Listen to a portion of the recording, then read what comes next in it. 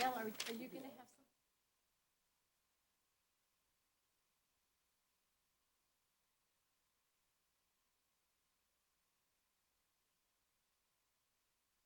Wow, this chair feels like weird. Typically works, and I think it ought to. All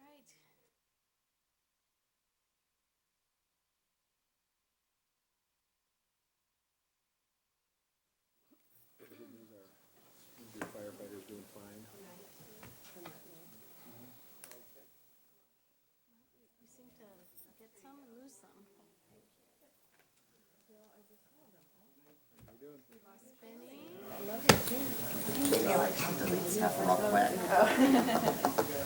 I'm just not the best.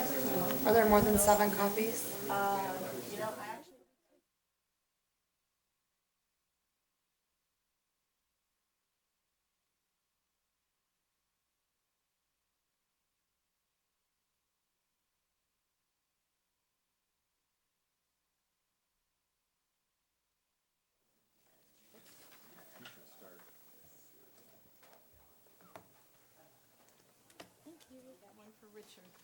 Okay, good afternoon, everyone. Let's go ahead and get started on our next series of budget hearing meetings. This is Monday, February 24th, and the topic today will be equitable and inclusive city, and we have Adele Burke here to lead us forward. Yeah, Welcome. thanks so much, Madam Chair and members of the City Council. My name is Adele Burke, and I'm here to introduce the presentation on equitable and inclusive city outcome area of the budget. Lincoln is committed to creating a culture of equity, diversity, and inclusion, both within City Hall and in the community. Our goal is to promote processes, structures, and policies that allow and empower city employees and residents to achieve their full human potential. So first, this includes working to ensure the city's workforce is diverse and representative. And our administration has already taken several steps to achieve this outcome. That includes an executive order issued by the mayor in November prohibiting discrimination on the basis of gender identity in City of Lincoln employment, and a corresponding update to the city's health care benefits to include transition-related coverage for employees. The city has also begun a partnership with an organization called Inclusive Communities, which is based in Omaha, to promote professional training to 100 city staff on topics such as implicit bias and inclusive leadership. Additionally, staff from Inclusive Communities will facilitate an internal working group of city staff to analyze the diversity and inclusion of the city as a workplace and identify challenges and opportunities to address those areas. Another important aspect of the equitable and inclusive city outcome area is ensuring that persons in our community aren't discriminated against in employment, housing, and public accommodations, and that discrimination complaints are handled fairly and expeditiously. Mindy Rush Chipman, our director on the Lincoln Commission on Human Rights, who will be presenting to you later today, has done tremendous work in the past year to elevate the visibility of the commission through events, community partnerships, and programming with our Link TV channel.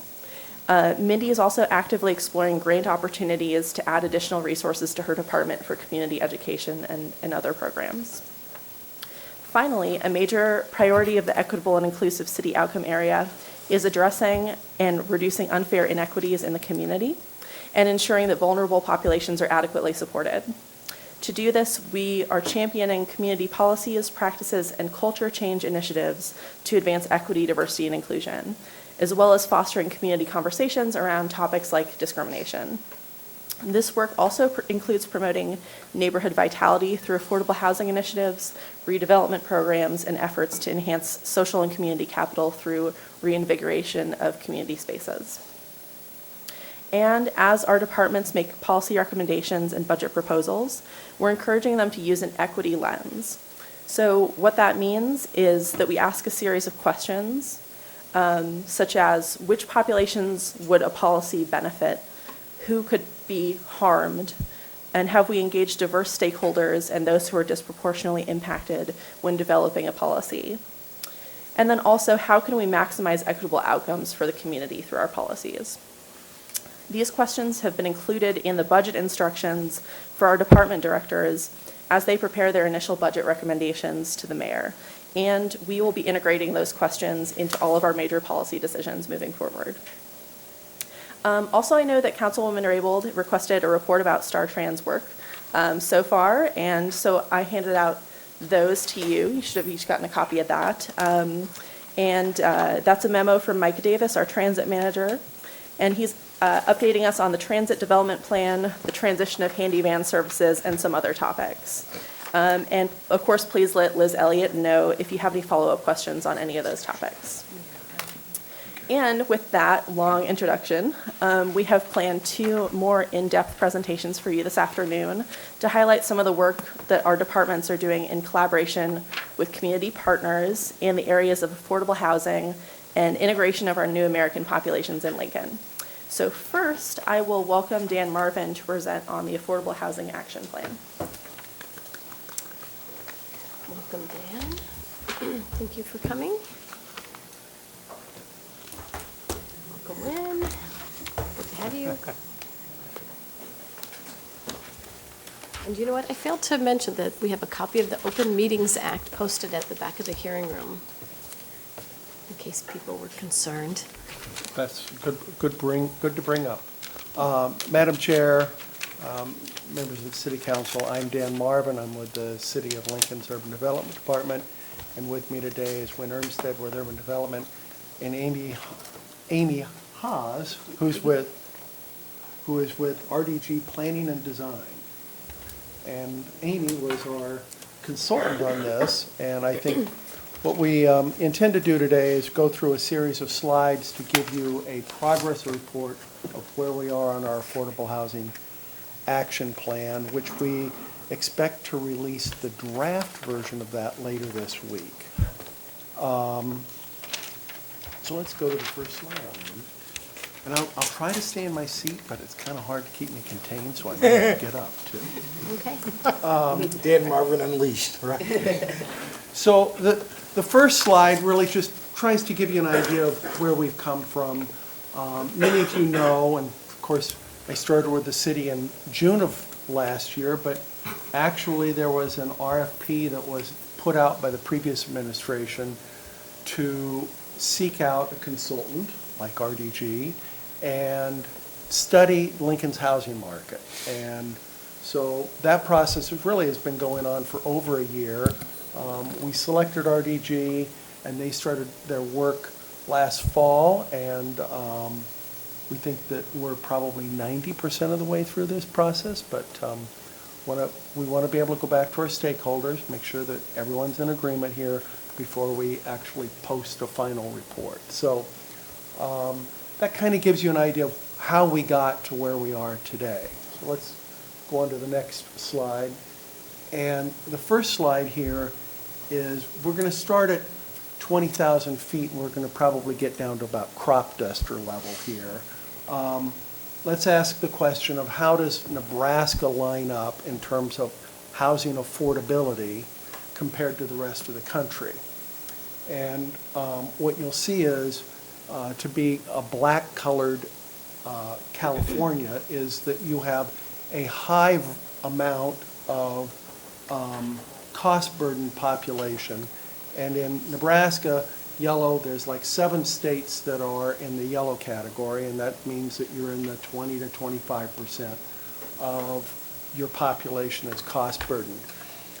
So I've got an anecdotal story about my nephew who lives in California and a good friend of ours whose daughter grew up in Lincoln. Both of them moved to Austin, Texas.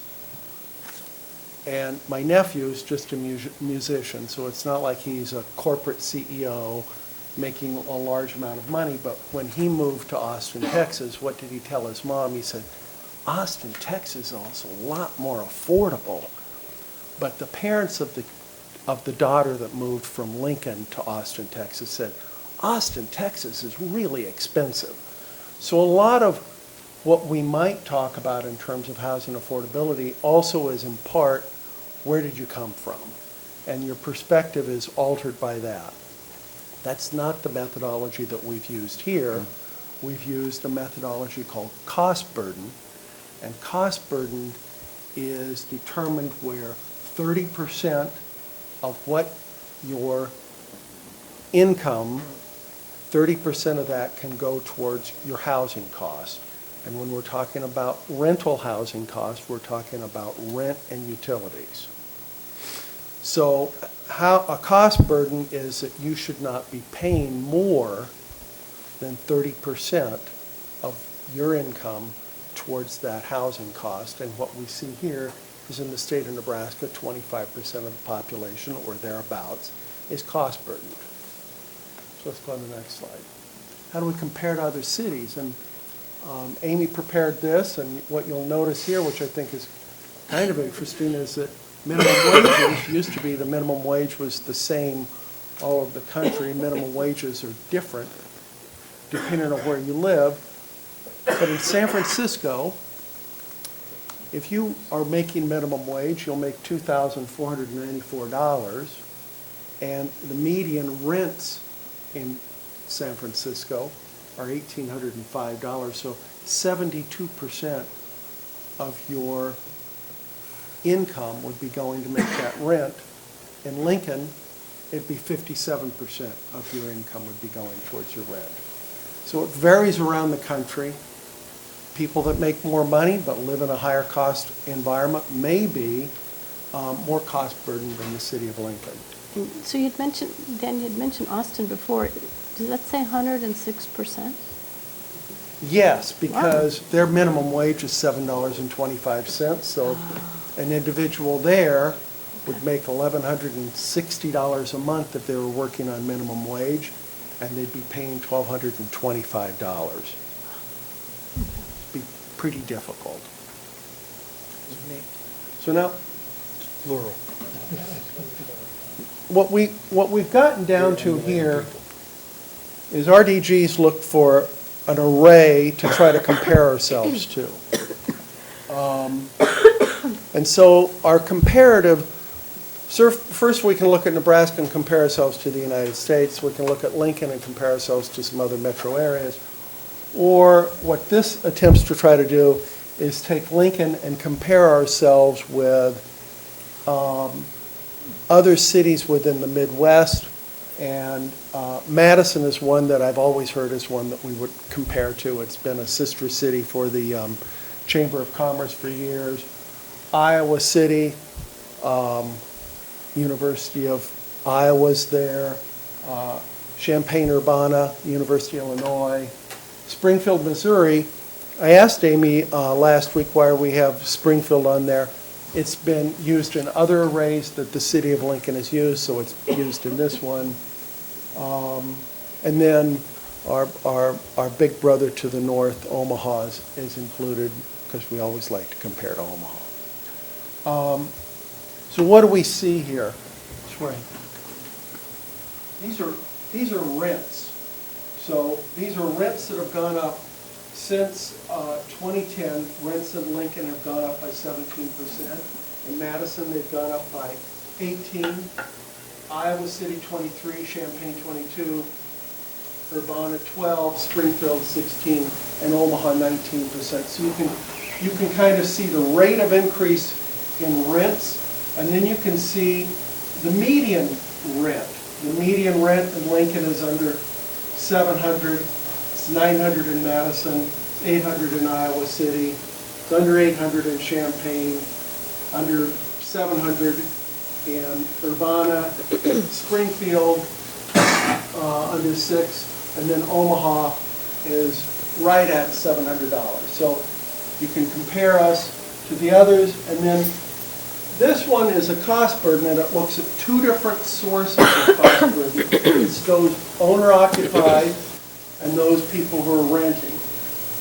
So Lincoln's actually gone down in terms of the cost burden for owner-occupied, and many other cities have as well, but Lincoln's has been doing pretty well in terms of owner-occupied cost burden. So again, cost burden, 30% of your income can go towards housing. On the rental side, though, that's a little more challenging.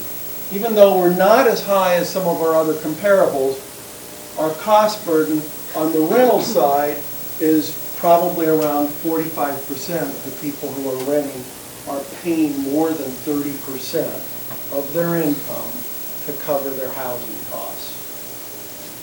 So let's switch over to the next one. And this was, didn't ask the Lincoln Journal-Star to publish a report on population growth in the city of Lincoln, but just the other day they have a story on the front page about population growth. I think this is key as we start getting into how many housing units do we need to build. So what we have is we're going to grow from 288,000 to 324,000. Quick math there, that's like 36,000 more people by 2030, and by 2040 we'll be up to about 360,000 people. So what does that mean? I think the comp plan's going to address this issue. How many people are going to rent? How many people are going to be owner-occupied? We don't know the answer to that. In some cases, the marketplace is going to decide that. There's personal preference. But we're going to make a guess here that, well, first, we'll get to the rental part in a second, but here we just take the number of people that are living here at 288 grown to the 324,000. We keep static the number of people that are going to live in each individual unit, okay? So that we know how many households there are going to be. We take a vacancy rate that grows a little bit over this period of time, and that gets us to a calculation of the number of units that we need to add where people are going to live by 2030, which is a total of 17,100 units need to be built to cover what we're going to grow to. So let's click on to the next one. Now there's a lot of provisos in this. We don't know exactly who's going to move here. Our crystal ball isn't that clear, all right? But we can say if the group of people that are living here in Lincoln and the people that move here are roughly the same, this would be how you would allocate based on the income levels of people that are going to be moving to Lincoln, okay? And if they split, half of them are going to be owner-occupied and half of them are going to be rentals, then we'll find that we'll need to create about 5,000 rental units that are below $1,000, and we'll need to create 3,600, 3,700, or almost 4,000 housing units for owner-occupieds that are under 200,000. So let's click onto the next one. Now, one of the things that we've noticed, well, that Amy noticed and then brought it to our attention, is that low-income housing tax credit projects. These are projects where federal funds are involved and they're used to help build housing. And in the 1990s, there were 27 low-income housing tax credit projects that were done, and they built 959 units. Since 2010, we've only done 9 of them, and we've created 537. You might ask yourself, well, that must be because there's been restrictions in the amount of federal funds going towards low-income housing tax credits. And that's not the case. That area's actually grown in the federal budget, so more money is being made available, yet Lincoln is building fewer low-income housing tax credit projects. So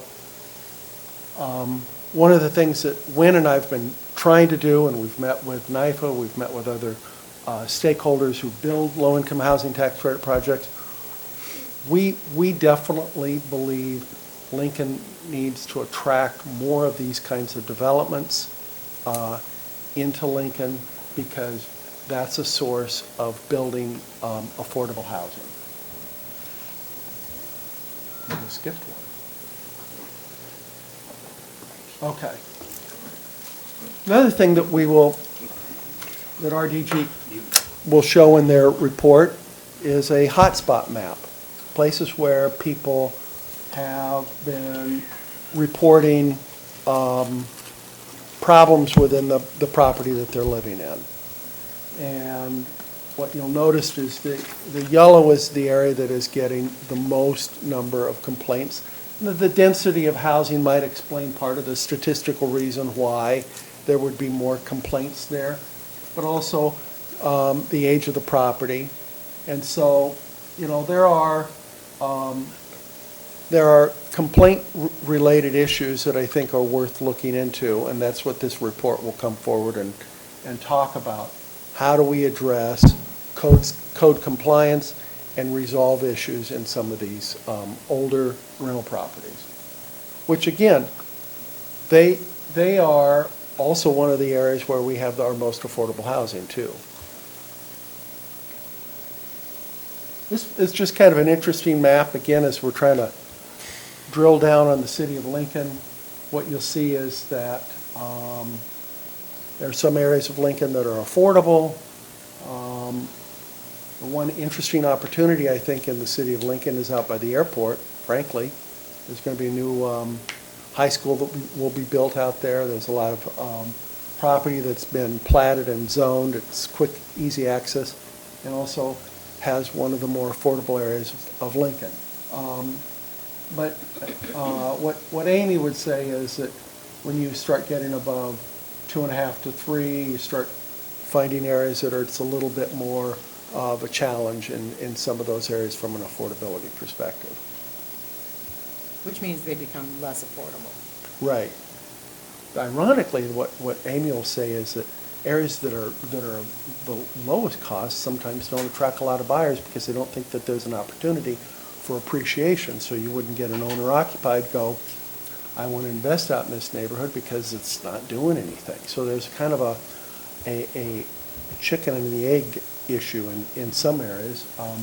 But again, perhaps the high school out in that area will change some of the perceptions of that as well. Now, homelessness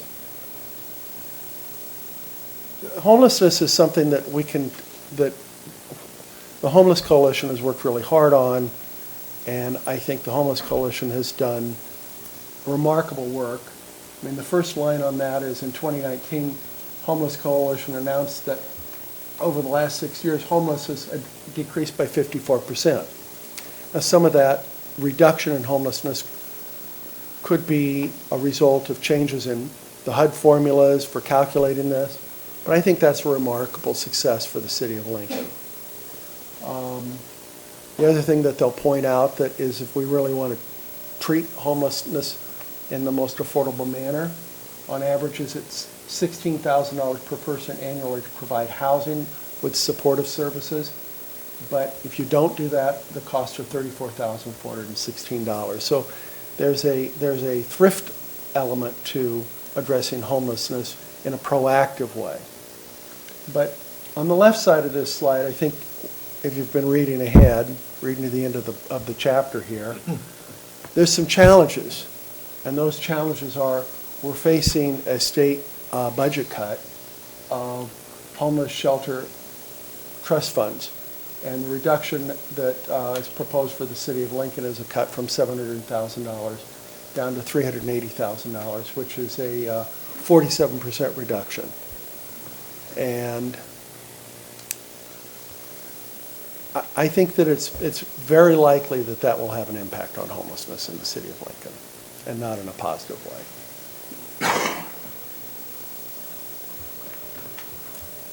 The other thing that RDG and Amy will talk about is that we have to think about housing in the community as a system.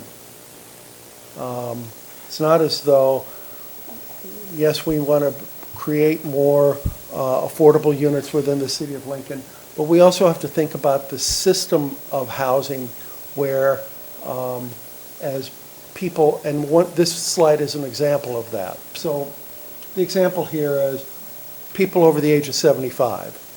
Right now, in 2017, there are 14,707 people who are over the age of 75. By 2030, I won't be quite at that point yet, but I'll be closing in on it. There'll be 25,400 people in Lincoln who are over the age of 75. So we're talking about a 72% increase. And so when we have to think about housing and creating additional affordable housing units, which we'd like to do, we also have to think about how ancillary or other developments will contribute to that. And one source would be the transition of people who are 75 or older or 65 and older to another home in the city of Lincoln, maybe a zero entry, maybe a smaller, maybe an apartment, maybe a senior living facility. But there's a variety of different options out there for people to move to, and that creates movement within the market, which then ripples through and eventually has the potential of freeing up affordable options within Lincoln. And Amy will go into this a little bit more, but I think that one of the things that we think is that we need to create a variety of housing within the city of Lincoln. That when we create options and opportunities for people to find another place for them to live, that does free up wherever they were living, that movement of that individual within Lincoln, whether it's to a senior center or someone who is downsizing for any kind of reason, or upsizing, moving to a larger residence, that kind of movement within the marketplace does create opportunities and slots for people to move around and find more appropriate places that they can afford to live. So where are we? What have we done to date? We've been online. We've had surveys that have done.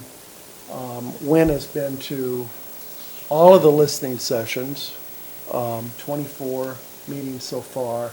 We've been meeting as a group with our resource committee, where we've been meeting monthly. We've had public presentations. We will be doing more public presentations. And we have 3 formal presentations in the month of March. Again, we don't want to say what gets posted by the end of the week is the cooked and final baked version, because we want to be able to go back out to the community and let them have an opportunity to weigh in on what this report is going to say. What did we get right? What did we miss? What didn't we hear? The top 10 takeaways. So next 2 slides, and then I'll let Amy talk. Lincoln's an affordable housing market.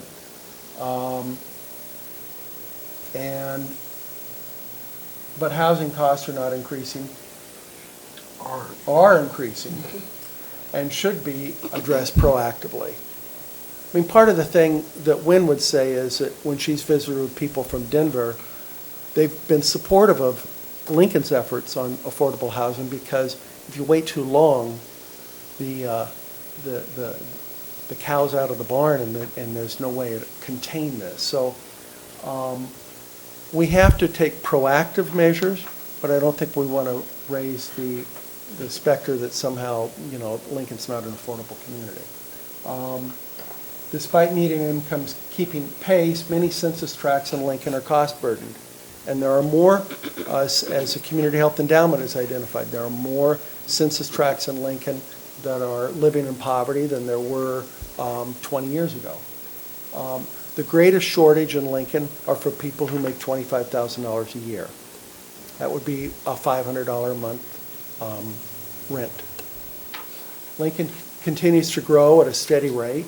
Over the next decade, we'll need to construct about 17,000 new housing units, which amounts to about $1,700 a year, which is about where we have been constructing at the City of Lincoln. So I don't think it's an impossible task that we're asking the building community to do. The next slide. By 2030, we'll need affordable additional 5,000 housing units. And affordable, by that means rents of $1,000 or less. So I think what we're saying is, when we talk about low-income housing tax credits and subsidized housing and that, there are housing options out there on the rental side that the private market can absolutely provide and is providing. But once you get down to a certain rent level, it's very difficult. Lincoln the population is generally young. I think that's due because of the great universities we have in the city. But the number of residents, you know, it's a barbell approach here. We've got a lot of older people, we've got a lot of younger people, and people over 65, that's a growing population too. Despite consistent construction activity, the private market isn't providing the varied activity that we think is part of a healthy housing market where people are having options of places to move to. Lincoln has a number of existing affordable housing units that we need to preserve. And I think one of the things that we would stress is that we can't destroy the affordable housing that we have in Lincoln, that's a treasure, it's something that needs to be preserved. We need to figure out ways to get more resources to it so that it can be modernized and preserved, because if it continues to deteriorate at some point, it may get replaced, and replacing new construction is never going to match the cost of what it'll be a much higher price point. And multiple factors influence the cost of housing and the ability to produce affordable housing. Therefore, multiple partners will have to be called upon to address housing needs. I'm going to turn it over to Amy. Thank you, Madam Chair, and council members for having us here and having the pleasure of, over the last 6 months, getting to work with city staff. It's been a pleasure for RDG to get to do that. I think the last takeaway that Dan hit on is key to this, and that is this is not about what the city alone is going to have to do to capitalize on our opportunities and address our gaps, but really a team approach, a community-wide approach to this. So we begin by identifying what are our kind of strategic housing goals. So based on everything we've been hearing from the market analysis, what we heard from the listening sessions.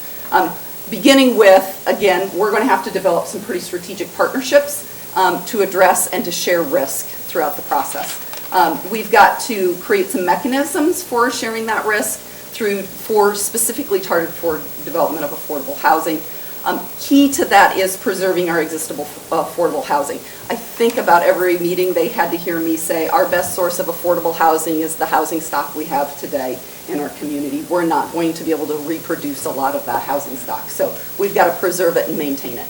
But at the same time, we're going to have to expand that number that we have, because it won't be probably enough to fully meet our needs.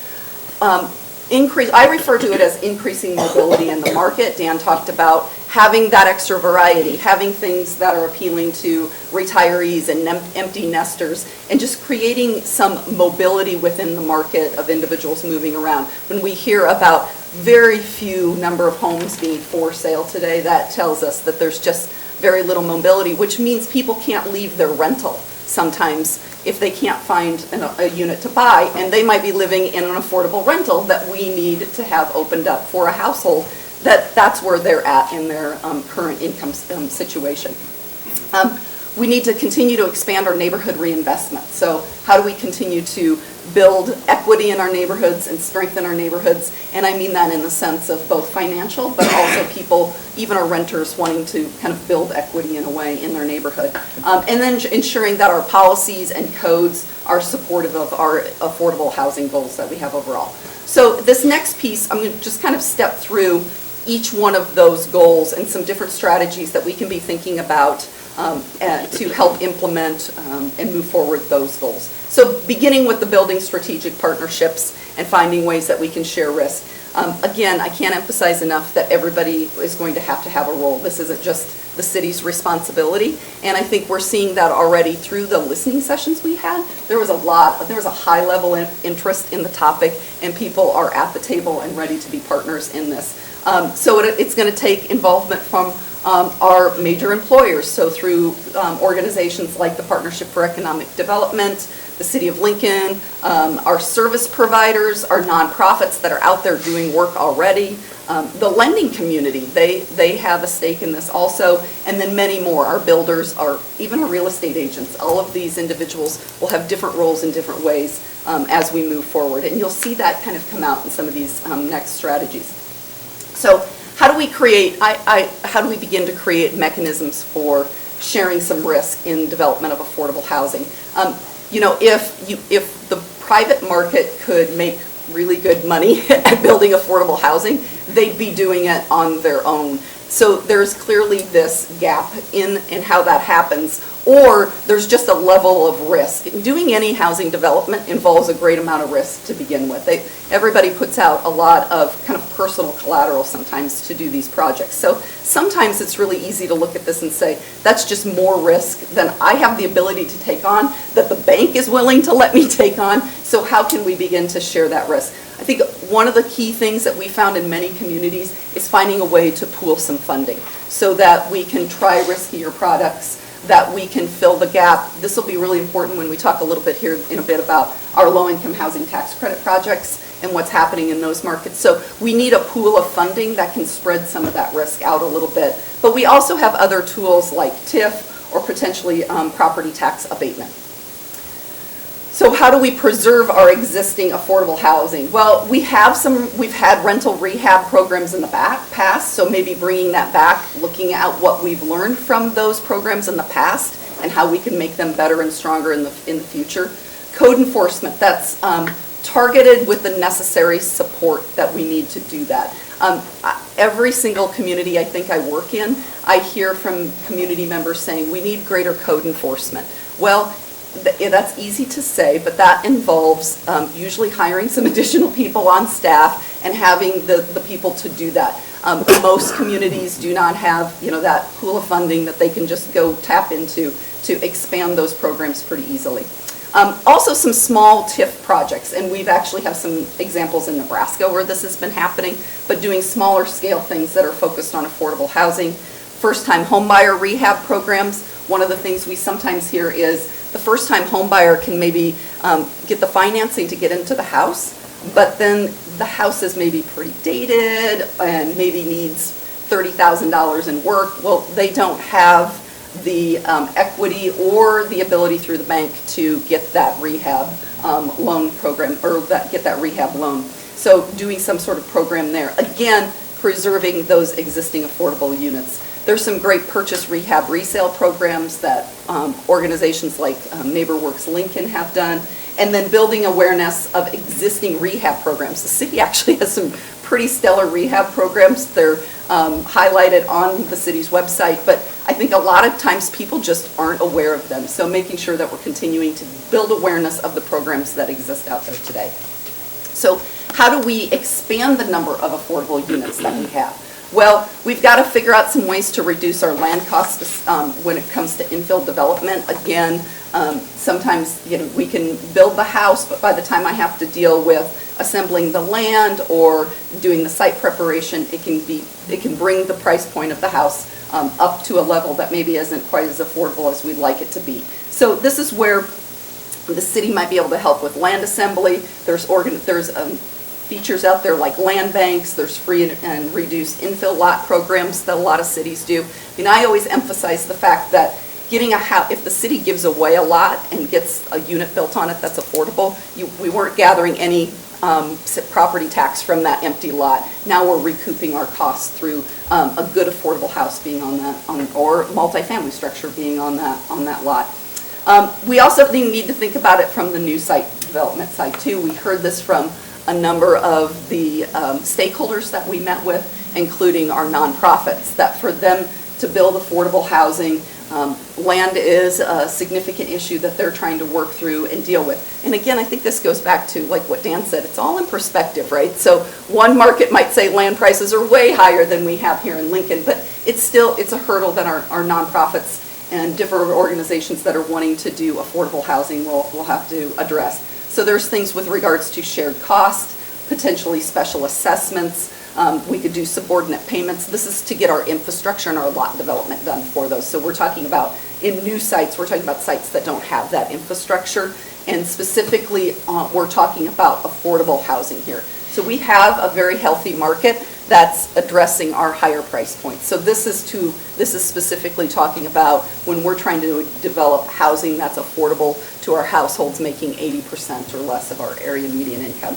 And then finally, finding ways that we can increase the number of low-income housing tax credits. So we've seen a little bit of decline in that, in the last 10 years, as Dan noted. The other piece that's kind of hit that market or those developers pretty hard since 2017, 2018, well, it was the 2017 tax bill. But that created, we had a lot of corporations that were using the tax credits out of the within the low-income housing tax credit program that now, because of the 2017 tax new law, they didn't need to go out and do that. So the rate of those tax credits dropped dramatically and made it a little less appealing.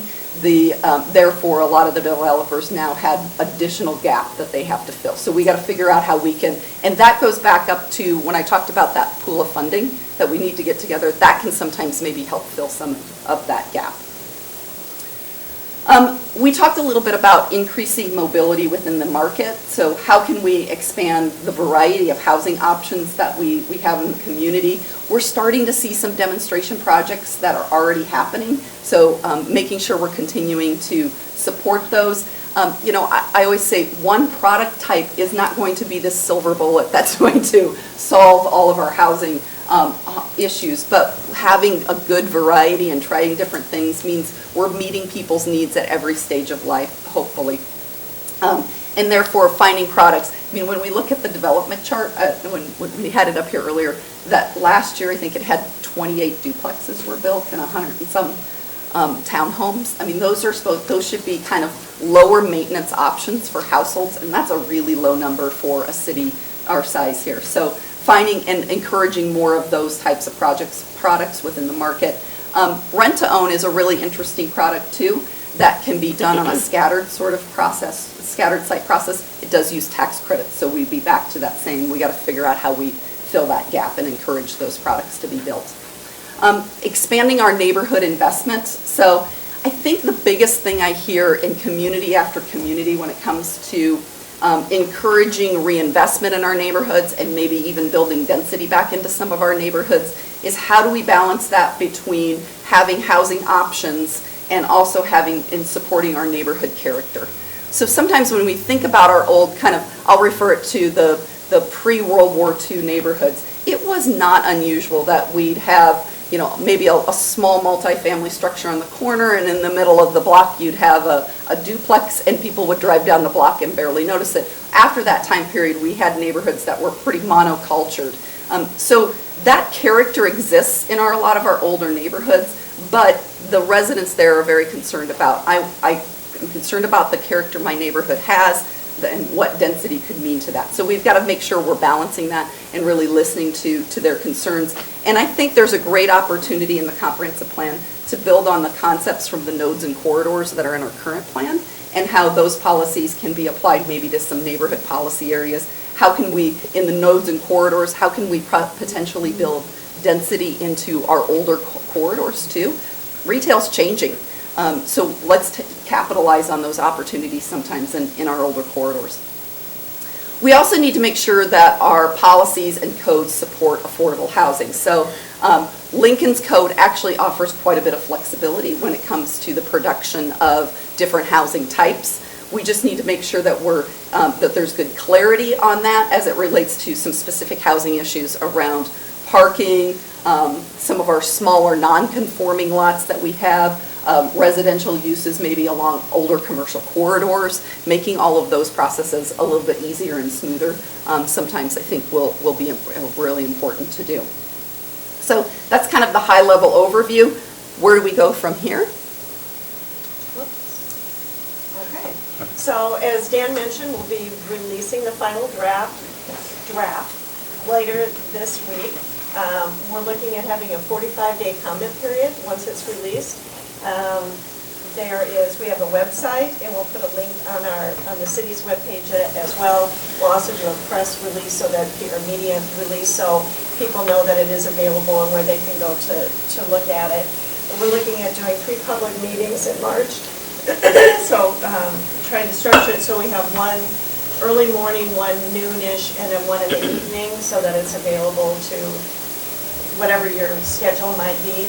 And then Dan and I and David Carey from the planning department are also available to come and talk to specific groups if you'd like us to come visit with you about what we've done so far. As Dan mentioned, when we started today, this was really a high-level view. The report itself is something like, 80, 90 pages long. So there's a lot more detail in the report, including the strategies themselves. So you got, again, the high level, but the report will actually include action steps and how do we go about accomplishing some of these things that are listed. So with that, if there's any questions, we'd be happy to try to answer them. Any questions? Okay, Tammy, go ahead. I do have one. Ben? Thank you, Madam Chair. Mr. Marvin, Ms. Hazy, okay.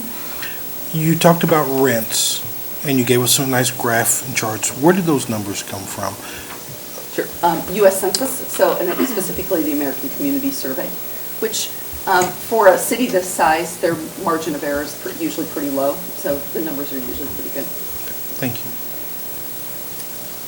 Tammy? Thank you, Madam Chair.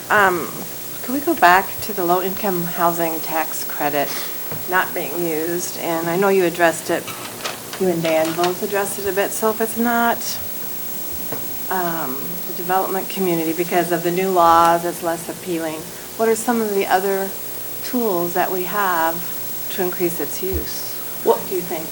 Or is that to come? Or ideas? I'm just curious. I mean, from the people that call urban development, and then I'll let Amy weigh in here, I think one of the things that they would say, the impediment is land assemblage, and what I've been told is that you need somewhere in the neighborhood of 6 acres.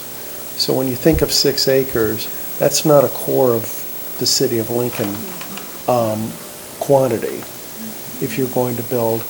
And before, the other time when I say apartment complexes that are going to be affordable, people say, well, they'll say Caprini Greens or some other thing like that. That's not what we're talking about. Lincoln Housing Authority's got excellent examples that have been done all over the community.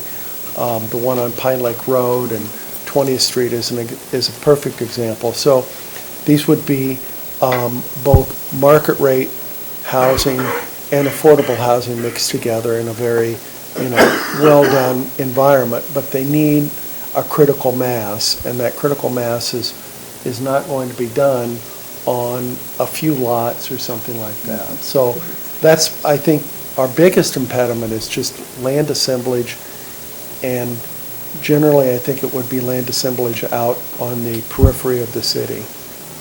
All directions thing? Say yes. Yeah, Yeah.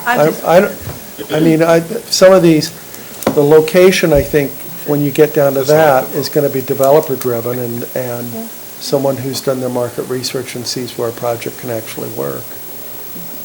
Amy? Yeah, and I think the other piece of this too, even before we saw the change in the tax law, was that Lincoln just had fewer developers actually working in this market. So how do we maybe kind of encourage some of those developers and bring them along? And it might not necessarily be a developer. We've seen in Omaha, we have a lot of nonprofits that were doing this kind of work too. So, where here we have basically NeighborWorks Lincoln and Habitat for Humanity, we kind of have maybe 4 or 5 counterparts. If you take Habitat out, it's still, comparables in Lincoln of nonprofits, plus there was 2 or 3 just developers doing it who weren't nonprofits. So how do we encourage some of those individuals a little bit more too?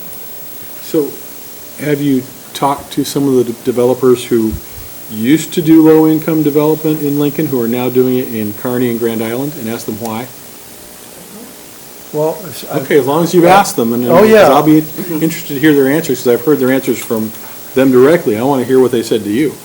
What I heard is it's the land issue, and that in some of these other smaller cities, the cities have the land, and they're either giving it or selling it for a very modest amount, whereas here we don't have that capacity for that well, capability. and the other one, because you had a presentation to the city council, and I was there when convention is named, Fred was there, and Fred has a unique mechanism for how he buys down the land, which is using tax increment financing on the edge of the community to help use that as a resource to buy down the cost of the land. We have a provision in the city of Lincoln that we don't use tax increment financing outside the 1950s borders because first of all, we're very protective of our TIF. We want to make sure that it's done in a way that we recognize that the state of Nebraska is the rule maker on how TIF is utilized, and we try to always make sure that we're doing it in a way that doesn't generate an adverse reaction from the state capitol. So in 2006, when we did do a TIF project out on the edge, it engendered a certain amount of controversy, and so we responded with a change and an EO that says we don't use TIF out in new growth areas for residential housing, specifically because of the way the school districts are constructing schools. That's not the way they do it in Grand Island. They're allowed to go forward with that, and to date, we haven't changed that policy. Does the because- state go after Grand Island? Not that I'm aware So of. it gets upset when we do it, but not when they do it? I, Is that what it you comes know, down to? No, they go, I mean, We wanna- we state wanna- senators go after them just as much as they have always done, so. So, as a tool and a mechanism, it does work What, the tip on the edge? the way Fred had walked it through, but there's an impediment in here based on history that we have within the community. Richard? Oh, Oh, go ahead. I have several, so. Do you? I do, go ahead. I have a lot too, but we'll save a lot of it for other times. But you're right, the land bank process looks like it's going to go through the city, or through the legislature. So the city of Lincoln, smaller communities are going to be able to utilize some of that. Community land trusts, private community land trusts with private people. Seems like Lincoln is on the verge of doing some of that Be too. the first in the state. Yeah, which will be great. Yeah. So we are starting to use some tools. We're starting to recognize it, but I really like your idea of the mobility. That's big, and that's what we've always said as the realtors, that it's always, if you can get those people to move up, then their homes, their affordable homes would be back on the market and have more affordable homes. My quick question for you is, affordable, is that a federal term? And is it defined? And then workplace or work housing, workforce housing, is that also definable? Not so affordable generally means 80% and 80% and below of area median income, and then they get into more specific definitions of that. But that is definitely one of those terms that gets kind of bantered around, and people use it in different ways and different definitions. The same way with the workforce housing. You know, I've worked in communities where they say, we need housing for our entry-level line worker in the factory, but we also are trying to find housing for the doctor and the executive that we're recruiting. So that's workforce housing too. So it's an interesting, generally for the most part, there is not a set definition, I would say, for workforce housing. But a lot of times people tend to think of it as it's probably our middle income. So those individuals that are 120% and below of our area median income. I will say, one of the terms that I like that I've started hearing a little bit more is attainable housing. Attainable. Yeah. And to answer your question too, Richard, so for owner-occupied, we use 80% area median income as a threshold. And then for rental properties, somebody that's going to go rent, we use 60% area median income. So that would be a person not making $25,000 a year in Lincoln, but that might be someone making $35,000 a year. Just one other quick comment, and you can tell me later, how does the student housing, or students affect the numbers? I mean, most of them will probably be lower income. Yeah. It does, but when we went back and looked at it a little bit closer, I mean, their overall percentage in the population is actually, when you start looking at the number that are living off campus, gets we have a good enough population base here. I'm working in Bloomington, Indiana right now, where it's 50% of their population is Our the students. So it gets diluted a little bit. But I do always point that out, that especially in this market, when we talk about the $25,000 and $25,000 a year income and below, that includes our seniors on fixed income who might be living in homes they own. And have some equity in them. So if we could get them in a product that's more appropriate for where they're at in life, that might be great. Churn there. Yeah, but it's going to include some of our students too that are receiving subsidized housing assistance. And there's a slide we didn't include, but it will show the population, the number of people who are age 25, and it breaks out income demographics for those, so you'd be able to speculate the number of students that those might be then too. All right, Tammy. So back to, if we could, the expanding the neighborhood reinvestment, some more examples of that. And I know that you mentioned addressing them in the comprehensive plan, which will be great and appropriate. What about shorter range ideas as it relates to neighborhood reinvestment?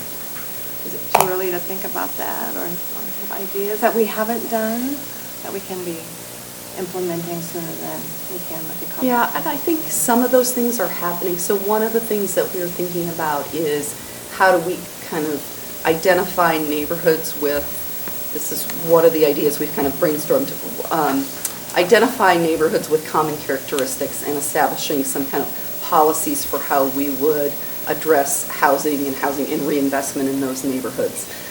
That would probably come through the comprehensive planning process, but in a way that's already started with some of the policies and guidelines we've developed for the south of downtown neighborhood. So some of those things are actually already kind of in the works and underway. And then it just ties back, I think, with the other, neighborhood housing conservation sorts of things strategies we were talking about. And we do have, my division in urban development now is livable neighborhoods. One of the things that we have done is put together a committee of other city departments that hasn't been very active yet, because we did identify south of downtown as the first area to work with them, where it's a very targeted approach, and we go in and South of Downtown Community Development Organization has really done an amazing job of getting out, talking to people, and getting input. And I will say it had a lot to do with getting us to where we are with this housing study, because what we kept hearing from people that live there over and over again, and in other neighborhoods as well, is the quality of affordable housing, both the lack of it and the need for improved quality. But Tammy, to get to your point, so we've been working, been a partner with South of Downtown over the last year, and they have identified, they being the people that live there and other stakeholders, have identified a number of strategies that they would like to see. And you'll see that coming forward here fairly soon, as you know, it's being on that steering committee. And then we'll go back to the city staff and say, okay, here are the strategies that have been identified. What things can various city departments do to help achieve these strategies? And that will be a shorter term. We are starting to work on a redevelopment plan for the area, and it's going to be a little bit different, kind of a hybrid that also includes a strategic plan, and then that will be the shorter 3 to 5 year strategies. So this was a demonstration, starting with South of Downtown, and then something that we hope to take to other neighborhoods eventually. As a model. Yes. We can talk about that at the last, perhaps a model for it. Great. And I only have one more question, I'm sorry. May I? Thank you for your forbearance. Lastly, I know, I've been waiting for this day, as Dan and Wynn know. I wanted to ask just one more time on the reduction in the homelessness fund, that 47%, which is real. I think I first heard about that through Community Action contacted me. So it's a done deal, we're pretty sure. So is that DHHS, is that federal money coming to DHHS? Or is there a way we can restore any of that through any, for lack of a better term, lobbying efforts with our state senators, our congressional delegation? Or do we know if in fact, because that is significant, and Dan, you were right, that's going to have an enormous impact to the homelessness work that we do in our city. So I just was curious if any of you knew I'm going to let Wynn answer The that. sad news to you Yeah, too. my understanding is what happened was that there was a level amount, for whatever reason, and I don't know the answer to that, but there were extra funds that were available through the affordable, or through the homeless trust fund. That money has been spent, so now that 37% reduction is actually going back to what it used to be. Now, we never heard that, so we never heard that, oh, what you're getting in the last few years was an unexpected bump. So this was all news to us. So it is state money, is where it's coming from. not tied to, I'm sorry, Adele, not tied to the federal government. Oh, sorry, I was going to just jump in and say, with respect to our state lobbying efforts, we are aware of the issue, and our lobbyist, Eric Gerard, has been facilitating, having conversations with the Appropriations Committee about this. And so we did submit a letter of opposition to that, the Appropriations Committee, and so they are aware of that. But of course, I mean, anytime people contact senators, that's always really helpful. So. Got it. Okay, thank you. Right. A comment and then a question. The comment being, like, I deal with senior citizens every day, most of the day. And the trends that I see are greater trend toward emphasis on health and vitality as we age, a greater emphasis on independent living, and a consequent emphasis on staying at home rather than moving into senior living situations. How is that countervailing trend, those countervailing trends, going to impact what we're doing? Because we were talking about mobility, and you mentioned earlier we need to get some of those older folks out of those out of their homes and maybe into a different living situation that's more appropriate. They don't think that's more appropriate, by the way. So.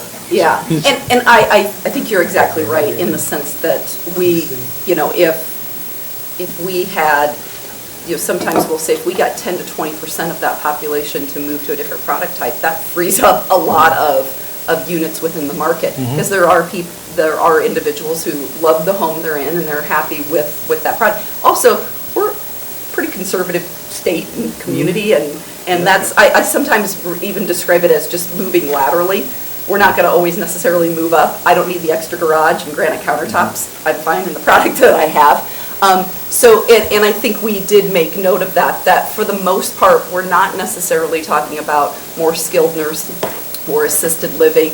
We're going to see more people who are wanting to stay in an independent living sort of environment. But so it's more about lower maintenance product types. I don't want to mow the lawn. I want to know that just gets taken care of. I don't want to have to arrange that and do it. You know, it all kind of begins to get taken care of. So I think the product type we're talking about here is just a lower maintenance sort of product type. Those townhomes, those condo situations. So, and the last thing I wanted just to ask about is, we talked about these funds being dedicated towards homeless issues and being reduced.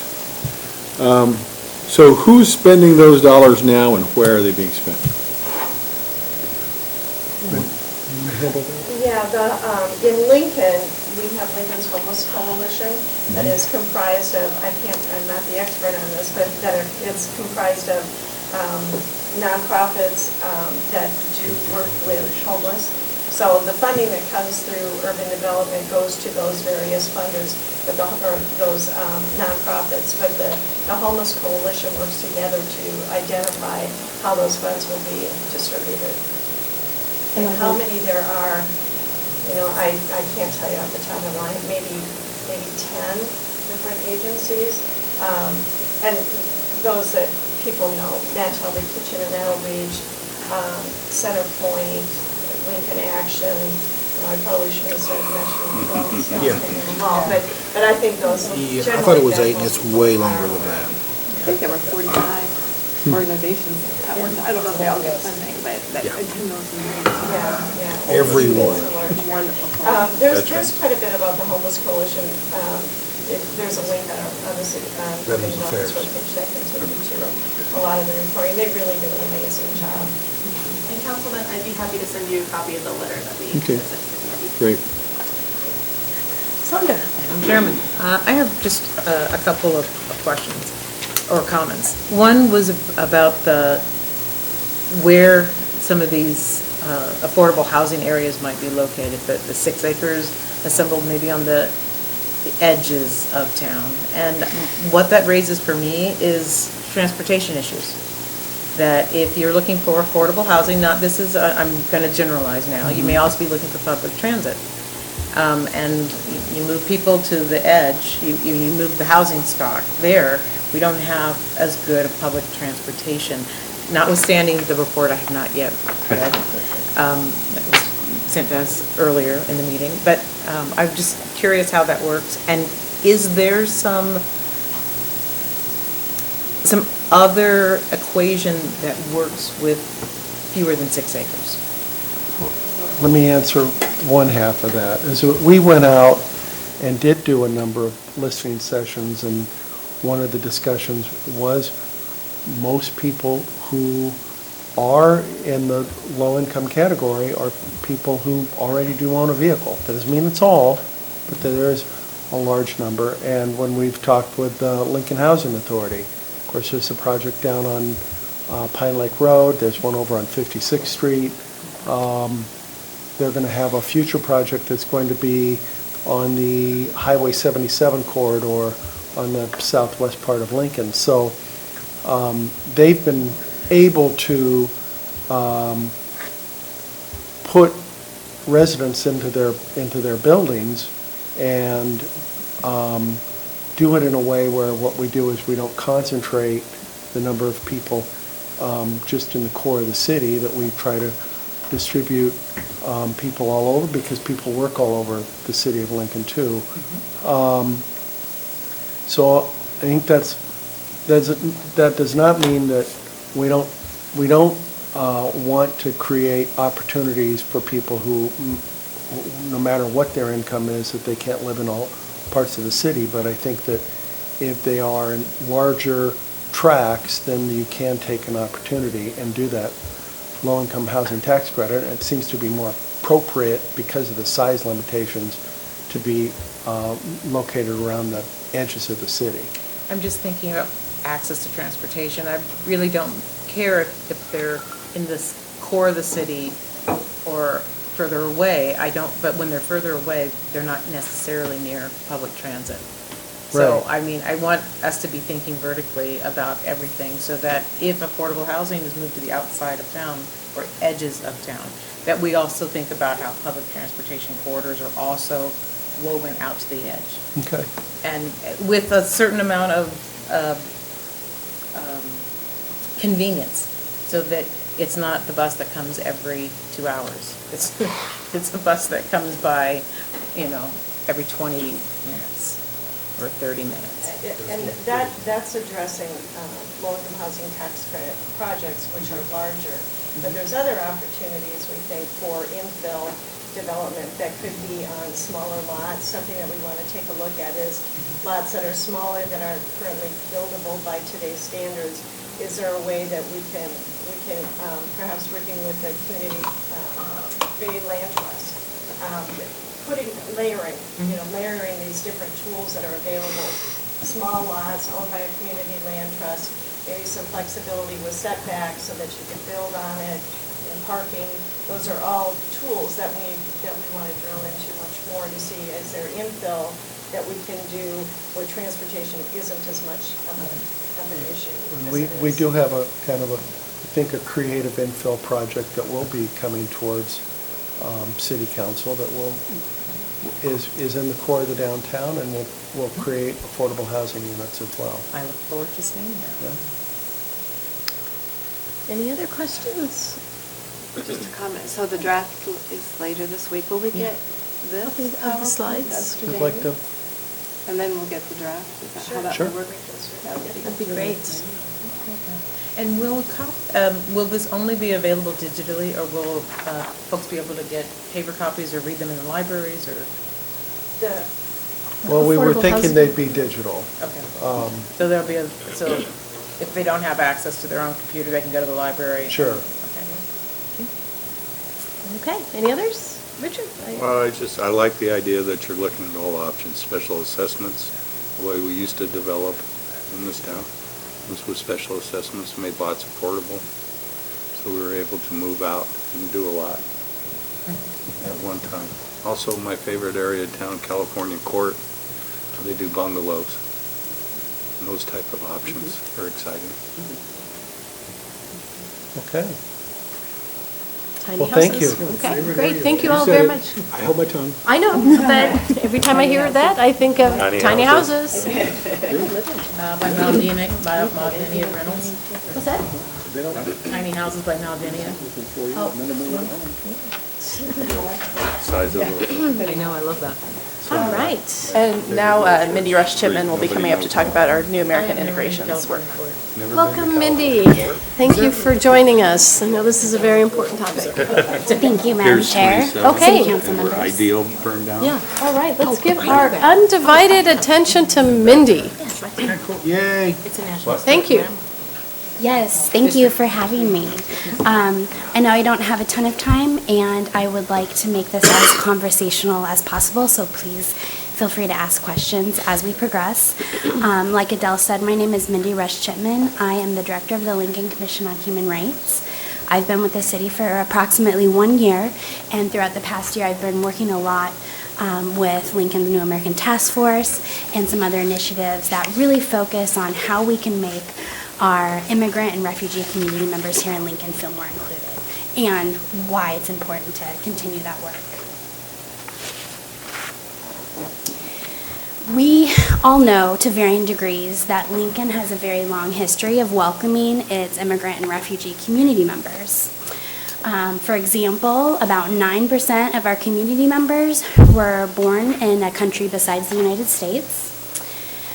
In our congressional district, there's approximately 43,000 individuals that were not born in the United States. Numbers are varying, but approximately 30,000 of those individuals call Lincoln their home. And as you can see by the figures here on this slide, those individuals contribute greatly to our economy here in Lincoln. And this is often a figure that's recited, but Lincoln Public Schools provides support for students that are from 150 different countries throughout the world, and those students speak more than 125 different languages. So when I said we have a long history of welcoming, what does that look like? Some of the things that we often hear about is that Lincoln was designated as a refugee destination by the U.S. Department of State way back in the 70s. And a little bit more recently, in 2013, Lincoln was named the most welcoming city in the United States. We're very lucky to have 2 out of the 3 refugee resettlement agencies located here in Lincoln. And we're also very lucky to have the New Americans Task Force, which I know a lot of you are familiar with. The New Americans Task Force, NATF for short, is a pretty phenomenal effort that was formally created in 1985, but had informally been operating even before then.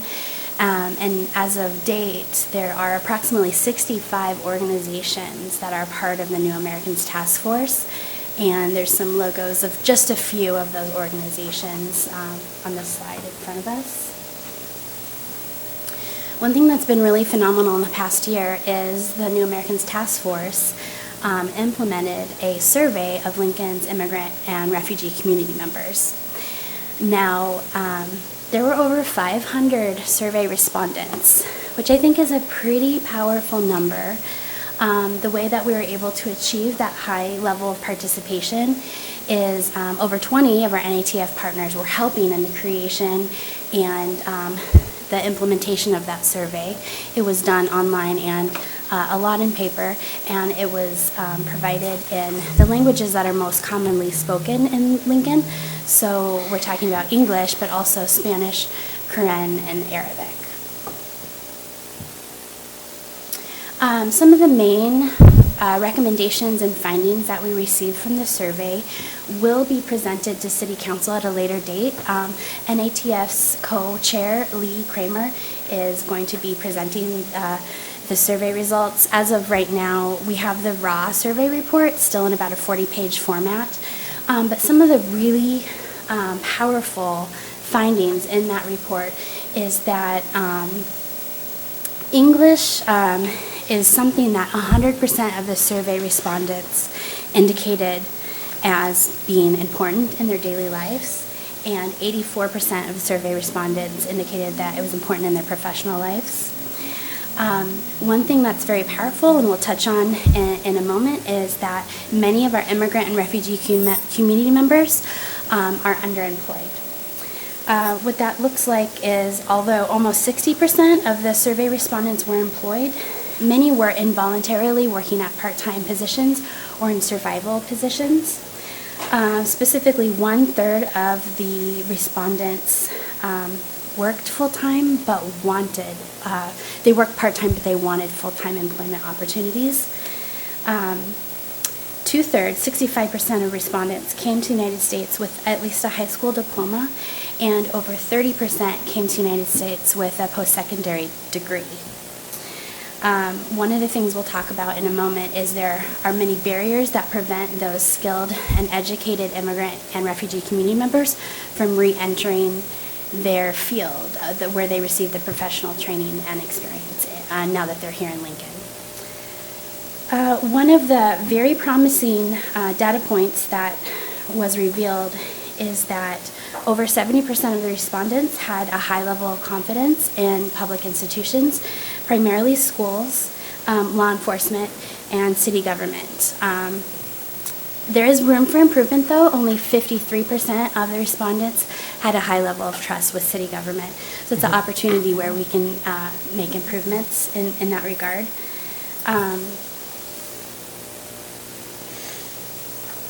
One of the key takeaways that I just mentioned is that there's social and structural barriers for our immigrant and community members to re-enter the professions that they previously worked in their home country.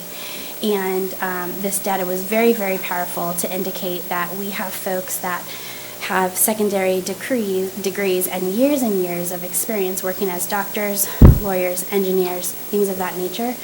But because of a lot of different reasons, they're unable to re-enter those professions here in Lincoln, and that was a concern to us.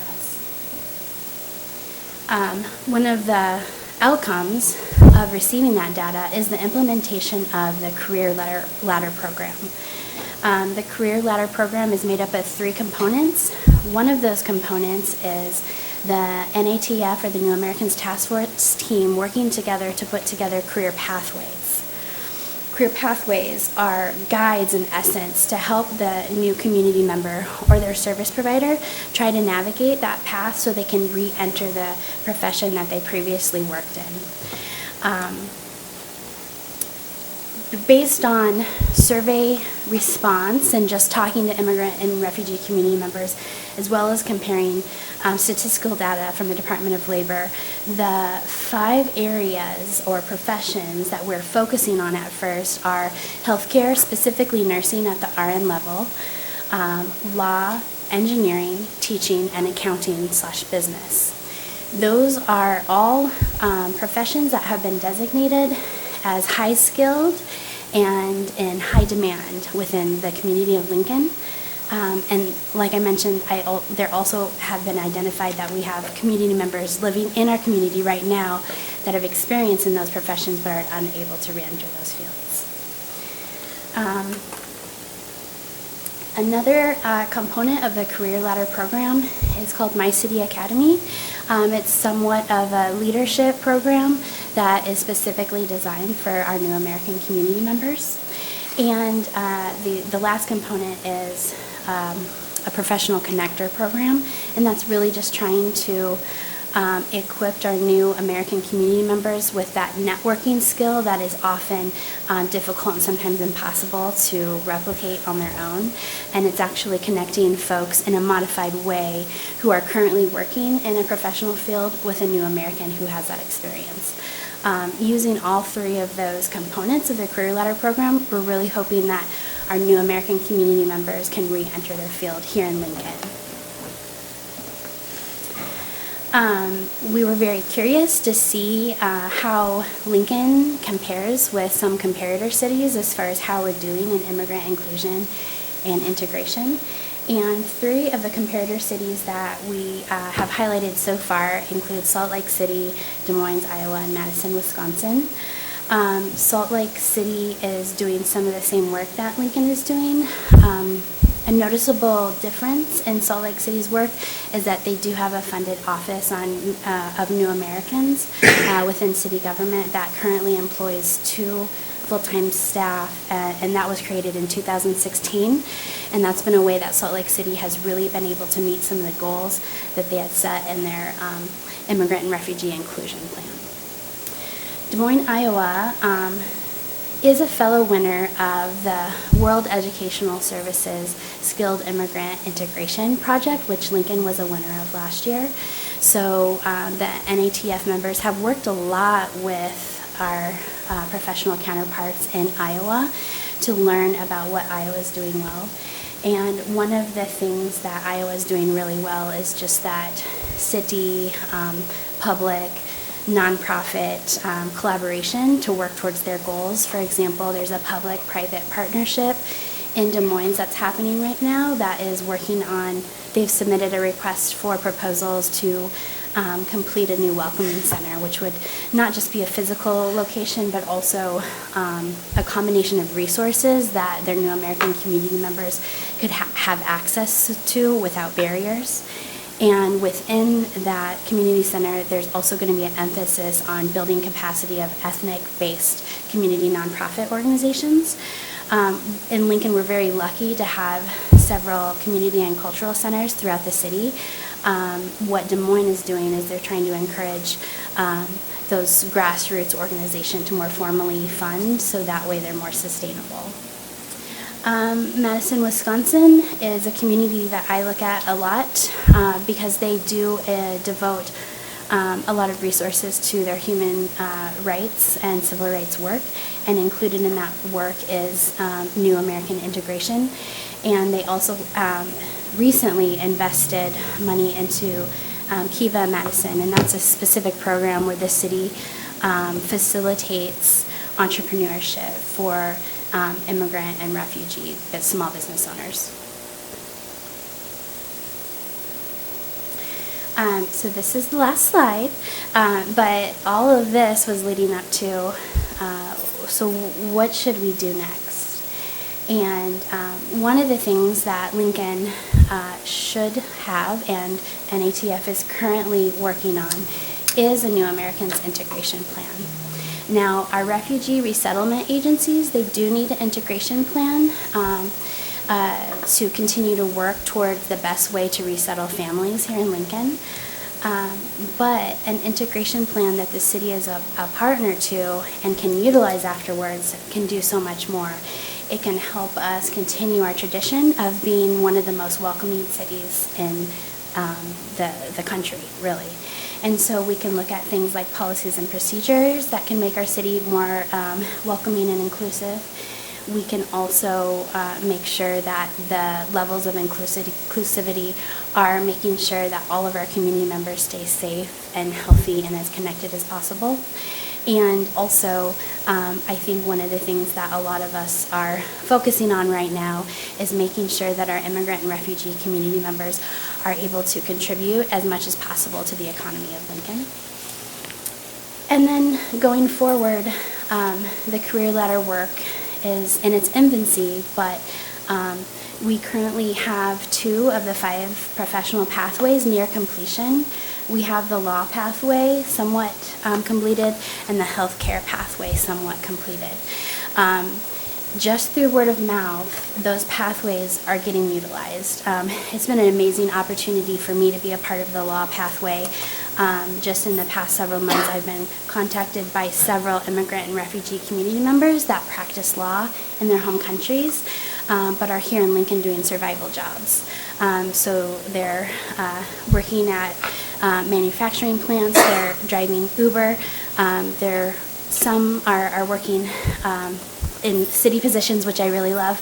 But the goal of the pathway is to let that community member figure out the steps to be able to become either a licensed attorney in Nebraska, but if that's not attainable, re-enter the legal profession. There are a lot of opportunities that our professionals can do in Lincoln to work in the law field that doesn't necessarily require a Nebraska license. A beautiful benefit that has come out of the pathway work is trying to identify institutionalized or policy barriers for folks re-entering their career field. For example, in the law career, there is a LLM program, so you can get a one-year degree of generalized legal studies, and here in Lincoln, the Nebraska College of Law does offer an LLM in global studies. What that is meant for is foreign attorneys to be able to learn the basics of the U.S. legal system and how to practice in the United States. However, graduates with an LLM degree are not able to sit for the Nebraska bar. So what happens is we get graduates of our law school with the LLM, and they're not able to practice in Nebraska for the most part. That's something that through this work was identified, and we're hoping to make changes in that regard. But like I also said, the healthcare pathway is near completion, and we have a team of professionals that are currently working on the engineering pathway, the teaching pathway, and the accounting and business pathway. Additionally, the My City Academy program has a dedicated team that's working on right now doing listening sessions to really determine what our immigrant and community members feel is going to be effective as far as leadership development and making them feel as if they're more included and they have a voice, particularly in city government. And then the Professional Connector Initiative, that's something where we hope to partner with a nonprofit, for example, Lincoln Literacy, a nonprofit that already does mentorship work, and then develop this kind of niche connector program that may not be as intensive as a traditional mentorship program goes, but it's going to help our foreign trained professionals replicate some of that networking that is so required when you're trying to re-enter your profession. But that was the presentation, so I would offer to answer any questions. Are there any questions for Mindy? I think this is not a question, pardon me, but this is really interesting work, and it's such good and necessary work. I attended the New Americans Task Force meeting for the first time last week, and I'm incredibly impressed. Thank you. Terrific. And, Mindy, I wonder in other communities, for those that are attorneys in their home countries, other municipalities have a modified LLM that you can take, specifically administrative law classes or constitutional law classes, particularly those that are covered in that state's bar exam, so that you can, qualify. You have to have the coursework under your belt first so that you can sit for the bar. So other municipalities allow that flexibility with the LLM. Mm-hmm. I don't know if you do. And that's something, so it's on a statewide level here in Nebraska, and that's something that we're working towards providing the opportunity for those LLM graduates to sit for the bar.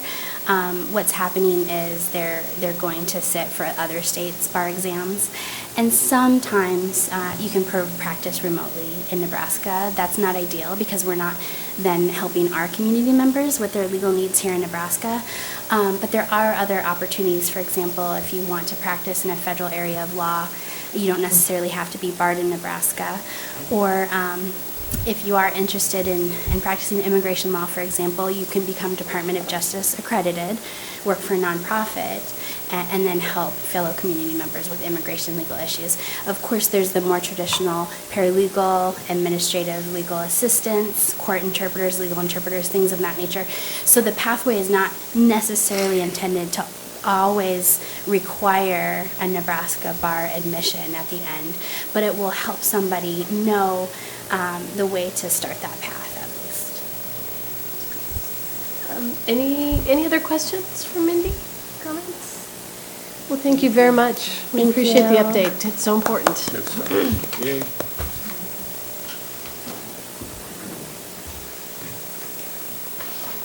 Back to Well, thank you so much for your time today, and I hope that you all found this discussion valuable. And I want to, make real clear that this is obviously not the end of our conversation, and we'll be sending out some supplemental materials based on the conversation that we had today. And then, in addition to these pre-council sessions, if you have any other questions, absolutely feel free to reach out to us, and we'll be providing you with more information as we move along. Thank you so much. Adele, I have a question for Yeah. you. Has the mayor taken a position when it comes to raising the ceiling that is currently imposed on welcoming additional refugees to our state, since we've been a refugee relocation hub? Actually, even in the 60s, I grew up with kids from Cuba, and then later on kids from Vietnam. But, currently the ceiling is limited to 17,000 throughout the entire United States, and in the past, we've had 90,000. Has the city or the mayor considered sending out a letter of support on encouraging our federal representatives to support the GRACE Act, both in the Congress and in the Senate? So we haven't received a request along those lines, but that's absolutely something that we would, be willing to look into, and I wasn't aware of that particular act, but for sure, I'll be looking into that. Yeah, great. Okay, yes, Sandra? I have a question based on the very beginning of the session this afternoon, and you were talking about hiring practices and the desire to be a community that, or a city that we've hired people who represent the entire community. And I've had a couple of conversations with folks in the last few weeks who called and said, what are the hiring practices like for the city of Lincoln? And if I look around at the pool of workers and I don't see a lot of diversity, why is that? And they understand, of course, that there are a certain number of jobs, and if people have been in jobs for 10, 15, 20 years, those jobs are occupied. But I am curious, when we go out and advertise new vacant positions, not just new positions, but vacant positions, how do we know that we're getting the most diverse applicant pool? What are we doing that is not how we've always done it before that gives us the same kind of applicants? Yeah, so that's a really great question, and I think the first part, you're absolutely right that a big piece of it is kind of the attrition factor of employees that have been at the city for such a long time and have stable employment here and have stayed here. So there's not as much turnover as you might see at a typical workplace. But then the other piece I think is really important. We, in the last year, have started sharing our sharing our job openings with EmployLink, which is a project that the chamber has been working on, and they connect with all sorts of different populations in the community and the cultural community centers to share the City of Lincoln's job openings, and they have a regular newsletter that does that.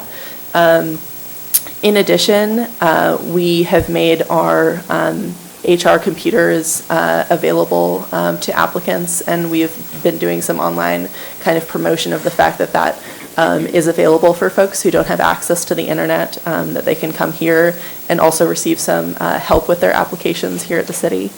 But then I know that there's also a lot more that we can do, and so I think as we start to implement our LinkStat 2.0, I think having some measures related to hiring diversity and inclusion in the workplace is something that we definitely want to include in that new version of LinkStat.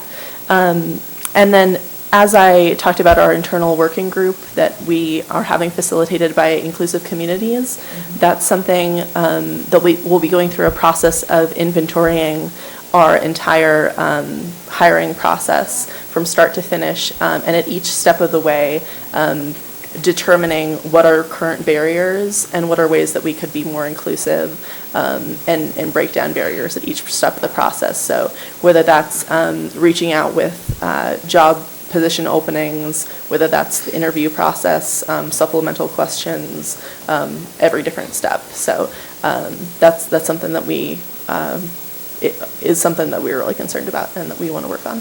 Thank you. Yep. Great. Any other comments? Okay. Adele, thank you very much for the presentation.